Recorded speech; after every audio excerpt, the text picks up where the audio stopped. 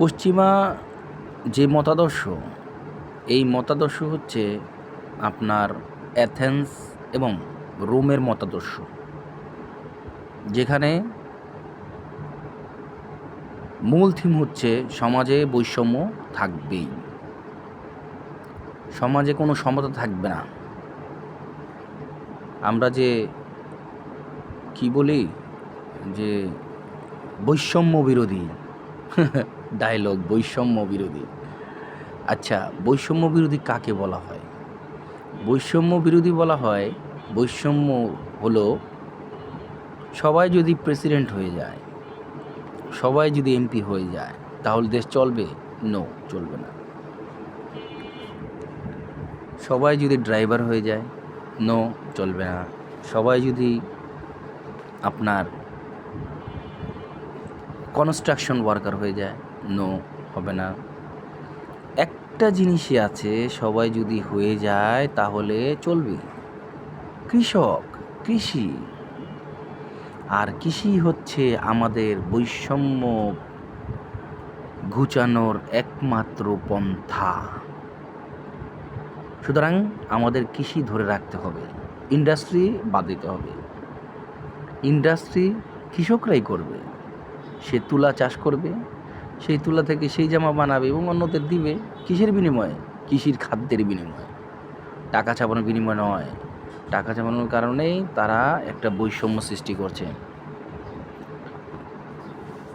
যাই হোক, এখন পশ্চিমা আইন হচ্ছে এমন আইন, আমরা তো দেখে থাকি যে আমাদের আইন আদালত সাধারণত কিসের চলে? আমাদের দেশের নিয়ম নীতিতে চলে। বাস্তব না, আমাদের আইন আদালত পশ্চিমাদেরই বানানো। পশ্চিম থেকে ট্রেনিং নিয়ে আসা হয়। এই ওকালতি করতে দেখেন না অনেকেই আমেরিকা থেকে, এই থেকে এলএলবি, ওইখান থেকে এলএলবি, এইখান থেকে এই সেই বিভিন্ন ধরনের দেশ থেকে লেখাপড়া। কারণ কি? ওই সব দেশ থেকে লেখাপড়া করে আসলে ওই উকিল যা বলবে সেটা অগ্রগণ্য হয়। পশ্চিমাদের একটা থাকে, দাপট থাকে যে আইন আদালত আমাদের থেকে শিখবে। যেমনটা পশ্চিমের যেখানে ইন্টারেস্ট আছে সেখানে সে নাক গলাবে। সারা বিশ্বে গণতন্ত্র গণতন্ত্র বলে, কিন্তু সৌদি আরবে গিয়ে নীরব, কাতারে গিয়ে নীরব, কুয়েতে গিয়ে নীরব। কেন? আমাদের ইন্টারেস্ট হয়ে গেছে, আমাদের ডিল হয়ে গেছে। তাহলে তোমাদের ডিল ওদের সাথে হয়েছে, গণতন্ত্র ওদের লাগবে না, আমাদের সাথে। আমাদের কি তোমরা প্রভু? হ্যাঁ, তারা হচ্ছে প্রভু। এই কারণে আমাদের গণতন্ত্র লাগবেই, ওরা যেভাবে বলবে সেভাবেই চলবে। আমাদের এই জামাত নেতাদের হত্যার মূল রহস্য হচ্ছে এই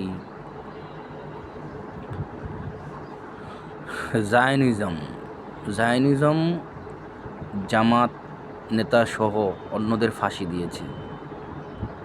কারণ ইসলামের কোনো দিন যদি এই দেশে ইসলাম কায়েম হয়ে যায়, মূল সমস্যা পশ্চিমা সাম্রাজ্যবাদের, পুঁজিবাদের। পশ্চিমা সাম্রাজ্যবাদ এবং পুঁজিবাদ হুমকির মুখে পড়বে। তাই তারা ইসলামকে ধ্বংসের জন্য প্রথমে ইসরায়েল গঠন করে এবং আরব ভূখণ্ডের মাঝখানে এই ইসরায়েলকে প্রতিষ্ঠা করে আমেরিকা, ইউএসএ। তারপর সেই পশ্চিমাদের নিজস্ব যারা আছে বিজ্ঞানীদের এনে ইসরায়েলে ঠাঁই দেন এবং যুদ্ধ বাজিয়ে দেয় আরবদের, একটা ভীত ত্রাস সৃষ্টি করে আরবদের মাঝে যে আমরা ছাড়া কেউ কথা বলতে পারবে না। আরবরা তো সব ভীত সন্ত্রস্ত হয়ে যায়। আর আমাদের এই জামাত, এমনকি পাকিস্তান দ্বিখণ্ড করার প্রক্রিয়াতেও ইসরায়েল পশ্চিমারা ছিল। না হলে পাকিস্তান গঠনের সাথে সাথেই তারা বলেছিল যে নো, ইসরায়েলকে আমরা মেনে নিব না। দেখা যাচ্ছে ইতিহাস ঘাটলে সাদ্দাম হোসেনকে যেভাবে ফাঁসি দেওয়া হলো, তাও আবার ঈদের দিন আহ, কোন আইনে ফাঁসি দেওয়া হলো? এরকম আইনে তো আমি তো গণতান্ত্রিক কোনো দেশে ফাঁসি দিতে দেখি নাই কেউ রে। এই জনগণ মারছে ফার্স্ট। সাদ্দাম থেকেও অনেক বেশি জনগণ মারছে হাসিনা, এর থেকেও বেশি বেশি অনেক জনগণ মারছে অন্য অন্য দেশে, কিন্তু কেউ ফাঁসি হয় নাই। কারণ আইন আইন আমেরিকার হাতে, ব্রিটেনের হাতে। ইঙ্গো মার্কিন ইঙ্গো মার্কিন সম্পর্ক যতদিন আছে এটা থাকবেই, আর পশ্চিমারা আমাদের এখানে নাক গলাবেই।